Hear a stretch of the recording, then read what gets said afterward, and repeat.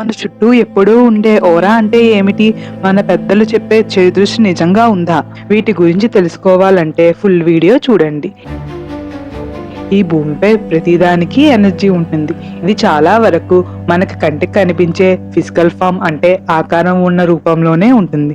కానీ మన కంటికి కూడా కనిపించని చిన్నపాటి భాగాన్నే ఓరా అంటారు. ఇది ప్రతి జీవి చుట్టూ ఉంటుంది. అంతేకాదు ఈ ఓరా మన చుట్టూ ఉండి ఎప్పుడూ మన ఎమోషన్కి తగినట్లు మారుతుంది. ఈ ఓరా మన బాడీలో ఉండే నరాలు మరియు కణాలు నిరంతరం పనిచేయడం వల్ల ఉత్పత్తి అవుతుంది. దీనినే బయోమాగ్నెటిక్ ఫీల్డ్ అంటారు లేదా జీవ అయస్కాంత శక్తి అంటారు. అలానే మరి కొందరు నెగిటివ్ ఓరాతో బలహీనంగా ఉంటారు. వారితో మాట్లాడినప్పుడు మనకు నెగిటివిటీ పెరుగుతుంది. మనలో ఉండే ఈ ఓరా ఉల్లిపాయలో పొరలు ఎలా ఉంటాయో అలా 7 పొరలతో ఉంటుంది. ఇవి మనం బయటకు ఎలా కనిపిస్తున్నాం అని తెలియజేసేదే ఫిజికల్ లేయర్.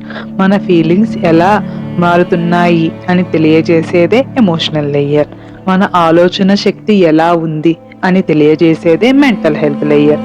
మన ఇతరులతో ఎలా ఉంటున్నాం అని తెలియజేసేదే ఆస్ట్రల్ లేయర్. మన మాటలు మన క్రియేటివిటీని తెలియజేసేదే ఎథరిక్ టెంప్లెట్ లేయర్.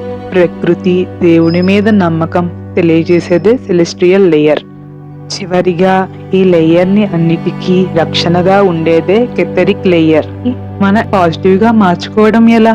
ఉదాహరణకు ఒక బకెట్ నిండా వాటర్ తీసుకుని వాటిని కదపకుండా ఉంటే మట్టి అడుగుకు చేరుకుని నీరు స్వచ్ఛంగా మారుతుంది. అదేవిధంగా మనం మనసులో ఉండే కోపం టెన్షన్లు పక్కన పెట్టి ప్రశాంతంగా కూర్చోవడం లేదా మెడిటేషన్ చేయడం వల్ల మన ఓరాకి పాజిటివిటీ పెరుగుతుంది. అంతేకాదండి, మన పెద్దలు ఉప్పుతో దిష్టి తీస్తారు కదా, ఉప్పుకి నెగిటివ్ ఓరాని లాగే శక్తి ఉంటుంది. మనం వేసుకునే రంగుల బట్టి కూడా ఓరా అనేది మారుతుంది. ఉదాహరణకు నీలం రంగు ప్రశాంతతను ఇస్తుంది, ఎరుపు రంగు కోపాన్ని, అలానే మిగిలిన రంగులు కూడా.